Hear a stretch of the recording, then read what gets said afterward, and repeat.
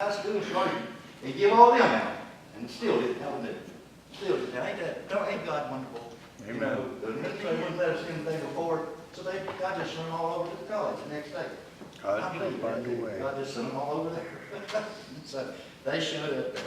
But I just wanted you to know about Marty and personal experience with her, and I know you'd like to do more. Well, I tell you what you can do. If you're a business professional, man, talk to me. If you got a little time on your hands, people tell me their greatest fear is speaking in public. You don't have to be a speaker. God started me when I was 6 years old at New Hope School over in Coffee County on stage on Friday Assembly doing bad black sheep, have you any wool? Yes, master, read back school. And I was on the stage before the school doing that. So he started getting me ready to be a speaker for Gideons. He started preparing me for it. So I don't have stage fright. But if you do, don't worry about that. We need people that can distribute Bibles on the sidewalks in the schools. We need people that can be a mentor to new Gideons. We need people that are accountants that can be treasurers and take care of the funds that come in. We need volunteers to do something other than just speak. I'd like to bring an orange Bible with me here and let people know too that little orange Bible, if you see one of those, it'll tell you what it means. If it's around here close. It means we distributed that at Ozark High School. You see a red one, that one went there, the high school, the county school, Dale County School, under Mr. Bynum, under his rule. Ozark won't let us in the classroom. So we distribute an orange Bible when we do a sidewalk distribution. That tells us that it's a sidewalk. We do a red Bible when we get inside. Dale County Schools, under Mr. Bynum, we can still go inside the classroom and distribute. Now, the last time I was in the classroom, I had to tell them, if you'd like to have a Bible, raise your hand. I can't just give it. If they raise their hand, then I can give them a Bible. But that was why we have different colors. The orange is sidewalk, like at Ozark, and the red is in schools. So we need people to distribute. So I know that you might not want to be a speaker, but you might. Can't ever tell. Last year, the Gideons gave out over 1 million Bibles a week. How would you like to have a product, producing a product, that sold over 1 million copies a week? You think you could do it in 60 people? We do. God bless us. In Nashville, we have a staff of about 60. They buy, warehouse, inventory, distribute, send out, ship out to distribution points, overseas, local, with 60 people. And you know what? Me and Bobby pays all their salary. You'd think somebody might get to afford that if they can't afford to go to Peru, but they can pay 60 people annual salary. Well, we got about 150,000 Gideons helping us. This past year, our share of that expense was $98. $90 share. Every Gideon, you can take as many Gideons as there are in this country, you can pay a share. You know why? Because every dollar you give this morning to the Gideons will go to the purchase and distribution of Bible. I get no pay. We pay our dues in order to pay the staff, the people that do get paid for doing it. So every bit will go. If you distribute 1 million Bibles, it would be hard to get about 60 people. They all went to schools, hospitals, doctor's offices, hotels, motels. We distribute in prisons and many other places. We're now in 195 countries. We're printing the Bible in 93 languages. How about that? Hallelujah. How would you like to have a Bible printed in Russian? I could get you one. Hallelujah. How many speak Russian and read Russian? Well, it's about the same thing if you were in Russia asking them about printing in English. So it's nice to have a Bible printed in your own language. When that wall came down, we got access to Russia about 15 years ago. This is the truth. We found places in Russia that had a Bible in a community. They tore the pages out and they distributed the pages. They would read the pages and then swap pages. Swap pages. First distribution we got made in Russia, we got about half the number of Bibles we needed. We could give away twice as many as we did. I'm going to tell you one more return or testimony, as you would call it, before I quit. But it's about a lady named Martha Hawkins. She lives in Montgomery, Alabama, and she was a black lady. Lived in the housing project. Had 3 children. Can you imagine how many strikes she had against her?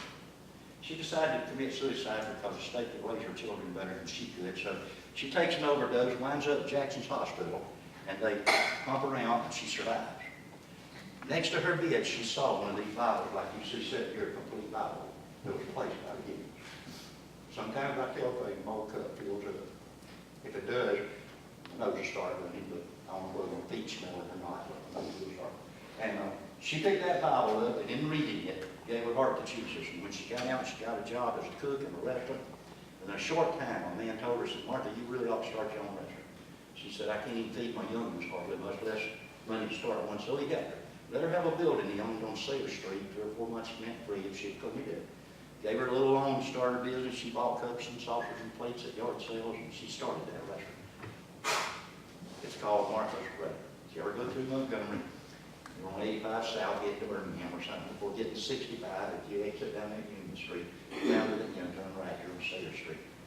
Down there on the left is Martha's Restaurant. You better get there by 11:15 for lunch. If you don't, you're going to have to stand in line to get served. She now caters to the legislature when they're in session. She just bought the building and the block that it was on. Her 3 children have gone on to higher educations of learning it of their choice, and she now speaks on behalf of the Gideons at pastors' banquets. She tells other pastors, if you think about not having a Gideon in your church, you remember Martha Tarkett would be dead and in hell if it had not been for a church just like this one that gave the money to buy that Bible. Hallelujah. And that placed it. So that's just some of the returns that we have. But I could go on and on with them. I've got a lot of them. They come back. We got about 2 minutes. I'm going to try to give you one more testament because I like them better than I do statistics. You like testaments read better than I give you some statistics if you want to know some percentages. But anyway, it was about a man in Pennsylvania, a little girl in 5th grade, went to school that day and received a little red testament. She brought it home with her and started reading it that night. She got on her knees, gave her heart to the Lord, and sang in front of that New Testament that she had done.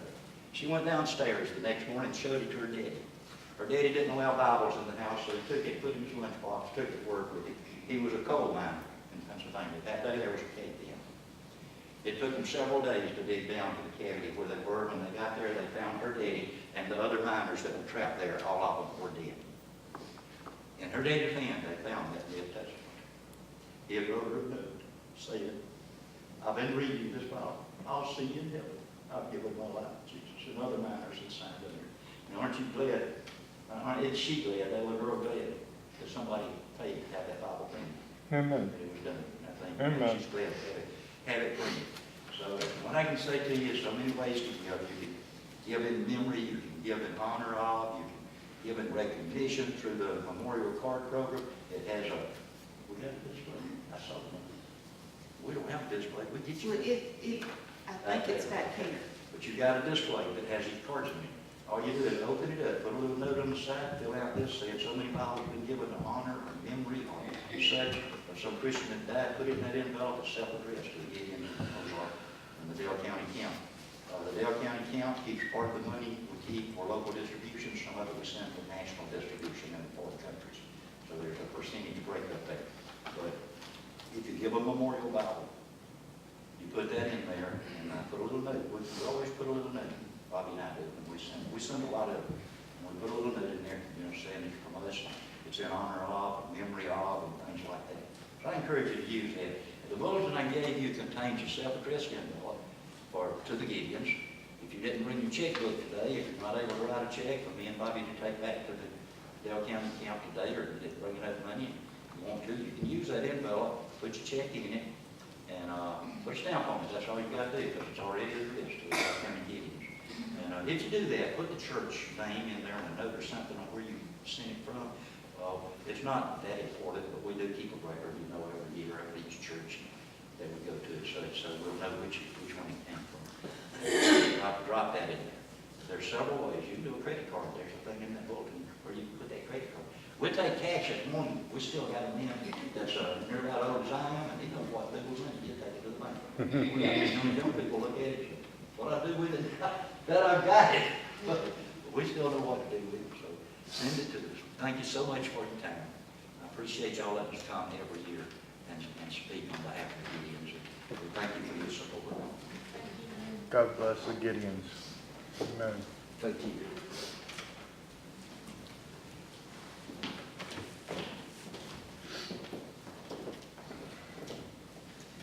There's not much I like more than hearing testimony about people coming to the Lord. And I remember when I got my Gideon New Testament when I was in elementary school, and it's probably still boxed up somewhere. I've had a new Bible since then. You know they changed. They now have camouflage for the military. Oh, They really? need camouflage for the military. were mentioning, I remember you mentioning it over at Madison, that there was the plan of salvation in one of these Bibles. Which ones is It's, that? I believe it's in all of it, it's the big one, when I was referring to, it even has a little road map in it directing you to, for comfort, to accept Jesus Okay. and so forth. Pages now, the complete Bible has. Okay, well, I don't see it in that. Just have a place to sign in the back or something there where you accept Jesus. Yeah. I'm trying to remember, there's so many options, sometimes I get lost on. See, I even have one, I have one called my personal witness and testimony, my PWT. Okay. Gideon died, we pay for it out of our pocket and take it with us and they have an opportunity to witness without us. Are those available to anyone? My personal witness Bibles, could we buy some and distribute them? I don't think, I believe part of the Gideon ministry says that a Gideon has to be present now. We've got a lot of Gideons around here that probably be glad to be. So present. through a Gideon, we Through could a do that? Gideon, and we will distribute it at your request or something. Okay, But I don't think we actually sell it to anybody to make a distribution. But if Okay. somebody requests it, then we'll say, well, you know, what is it, where is it, can I send a Gideon over? Okay. For the distribution. You don't have to buy Bibles. all right, well, thank you, appreciate that. Did everybody get one of his bulletins that's got how you can give? Well, good, and if you want I've to, got some more through the front here.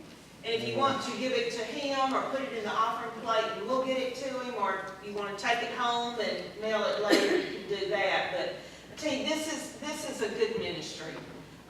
You've heard some of the testimonies, and there's so many more that could be said, and we're all called to give testimony, to be witnesses.